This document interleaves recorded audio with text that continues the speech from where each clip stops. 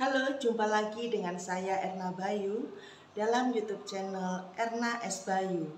Kali ini saya mau membahas tentang kejanggalan berpikir daripada Bapak RS. Nah, di sini walaupun Barreskrim sudah menyatakan bahwa Bapak Jokowi ijazahnya asli dan identik dengan teman-temannya yang lain yang seangkatan. Dan dari UGM juga menyatakan bahwa asli. Bahkan UGM ini kan kita tahu sebagai tempat memproduksi ijazah tersebut. Universitas yang ternama yang tidak perlu diragukan lagi keabsahannya, tidak perlu diragukan lagi kredibilitasnya, itu diragukan oleh Bapak Roy Suryo dengan berbagai macam cara. Ya, saya tidak tahu bagaimana bisa menyadarkan orang ini. Itu adalah memang hanya circle-circle-nya, ya kan? Atau katakanlah gerombolannya atau ternaknya. Tapi kan sudah diungkap, ada tintanya, kemudian diperiksa. Belum, itu baru definisi. Yang itu pun sudah beberapa waktu yang lalu saya kasih arahan, ya gitu, atau saya kasih kisi-kisi. Kenapa Mbak? Dulu kebetulan, Pak Susno mungkin juga ingat, saya dulu juga pernah membantu bukan di Puslapor, tapi di Pusidem namanya. Ya, pusat identifikasi di Mabes Polri itu ada. Artinya kita kalau mengidentifikasi itu ada tahap-tahapannya. Bagaimanapun juga kita hormati, saya menghormati, tapi akan lebih baik lagi kalau ke depan Mabes Polri itu lebih transparan, lebih komprehensif. Salah satu contoh saja, misalnya menyelidiki satu lembar, gitu ya. Entah itu dikatakan lembar deskripsi atau ijazah. Kemudian katanya diraba, tintanya itu katanya dari mesin cetak tekan, gitu ya, handpress gitu. Terus kemudian dirasakan. Jadi ini hasilnya bukan hasil laboratorium tapi hasil perasaan. Jadi dirasakan saja gitu. Udah punya alat-alat canggih. Harusnya pakai itu. Ya bisa saja Pak Roy katakan begitu karena mungkin tidak dijelaskan oleh Pak Dirkrim bagaimana dia menyimpulkan seperti itu.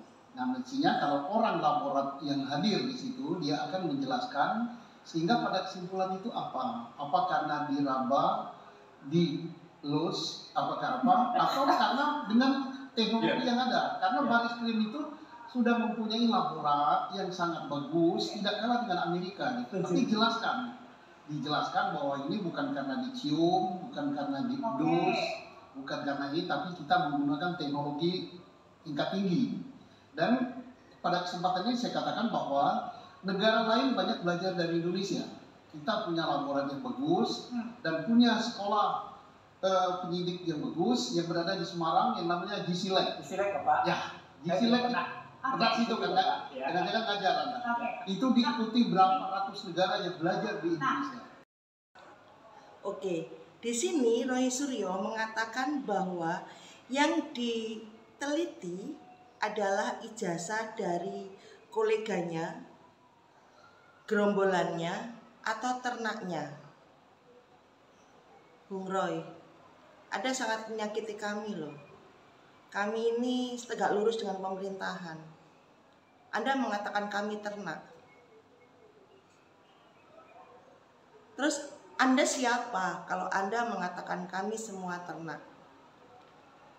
Dan satu lagi, Pak Susno Diaji mengatakan bahwa Puslap yang ada di Polri itu sudah luar biasa.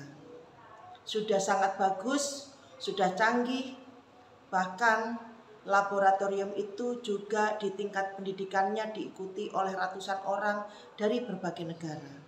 Artinya Polri itu sudah sangat luar biasa gitu loh. Apalagi yang diragukan. Anda sangat meremehkan aparat kita. Dan itu presiden buruk bagi bangsa Indonesia ke depannya. Di mana apabila masyarakat atau segelintir masyarakat yang mempengaruhi masyarakat yang lain itu tidak lagi percaya dengan Polri, tidak lagi percaya dengan TNI, terus apa yang akan terjadi di Indonesia? Sedangkan mereka adalah alat hukum yang ada di Indonesia. Anda tidak mempercayai itu, namun Anda melaporkan tentang kasus ijazah palsu ini ke Polri. Kan ya aneh, sangat aneh, di mana Anda tidak percaya dengan aparat, Anda tidak percaya dengan institusi Polri, tapi Anda menggunakan Polri sebagai tempat Anda melaporkan kasus yang Anda curigai ini. Sebetulnya ini simpel. Saya dari akademisi. Saya meyakini kalau apa yang dikeluarkan oleh akademisi, produk berupa ijazah, pengakuan akademisi, itu sudah dipastikan bahwa ijazah itu asli. Bisa dipertanggungjawabkan bahwa ijazah itu asli. Itu kan yang Anda inginkan, asli atau palsu. Apalagi ditunjang dengan rekan-rekan Bapak Jokowi yang pernah kuliah bareng, satu kelas, pernah wisuda bareng, mendapatkan ijazah di tahun-tahun yang sama, itu pun Anda ragukan. Anda menganggap bahwa ijazah mereka pun juga kong kali kong, dibuat mendadak oleh UGM. Dijelaskan bagaimanapun caranya, Anda selalu mengelak dan menolak. Ini yang tidak kami harapkan dari seorang akademisi yang mengaku seorang ahli seperti Anda.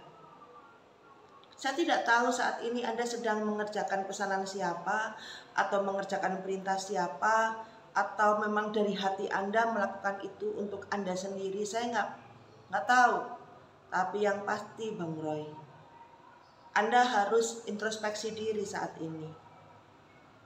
Siapa tahu ada hal yang lain, ada masalah yang lain yang ada di dalam kepala Anda. Bagaimana seseorang dijelaskan sedetail mungkin oleh institusi berwenang, oleh orang yang memiliki kredibilitas, tapi Anda tetap menolak. Kalaupun nanti mungkin pengadilan memberikan suatu keputusan, mungkin Anda juga nggak percaya. Betul katanya seorang tokoh, mungkin hanya pengadilan akhirat aja yang membuat Anda percaya gitu loh. Apa bedanya Anda dengan orang-orang yang menganggap negara Indonesia, pemerintah Indonesia, aparat di Indonesia adalah togut? Mungkin Anda adalah bagian dari mereka. Dan kami sangat kecewa dengan apa yang Anda lakukan saat ini. Sungguh Anda menjadi seorang tokoh yang tidak bisa diikuti, tidak bisa menjadi panutan, tidak bisa menjadi teladan dan inspirasi bagi siapapun. Anda pandai bersilat lidah. Tadinya ijazah yang dipermasalahkan, kemudian semakin kesini skripsi, semakin kesini lagi Anda mengada-ada. Anda sudah nggak punya tempat sebetulnya untuk berlari karena Anda terjebak di semua penjuru. Tapi nyatanya yang terjadi adalah Anda tetap menghadiri setiap panggilan, setiap undangan di TV-TV. Tapi nggak apa-apa, silahkan, karena sebentar lagi mungkin Anda tidak akan menikmatinya hingga 8 hingga 12 tahun. Ya syukur-syukur ada yang tolong Anda, mungkin orang yang menyuruh Anda akan menolong Anda sehingga bisa dipotong sepertiga, atau Anda mengikuti sepertiga hukuman atau setengah hukuman. Tapi yang pasti Anda tidak lagi menjadi ayah yang baik, tidak menjadi suami yang baik, hanya karena Anda melakukan hal-hal konyol seperti ini. Apa sih yang membuat Anda benci pada Pak Jokowi? Anda tidak ada hubungan sama sekali loh ya, karena Anda tidak ada di partai di mana Pak Jokowi berada. Anda tidak pernah dipecat oleh Pak Jokowi saat jadi menteri. Kebencian karena apa? Karena Anda tidak mendapat jabatan. Masih banyak orang pintar di Indonesia. Masih banyak orang-orang yang ahli benar-benar di Indonesia. Kenapa harus memilih Anda? Dan satu lagi Bung Roy, pesan saya. Walaupun saat ini sudah mulai bermunculan orang-orang yang membela Anda, baik dari HTI, FPI, orang-orang khilafah. Mungkin ada juga beberapa orang dari partai tertentu. Tapi yakinlah hanya Tuhan yang bisa tolong Anda.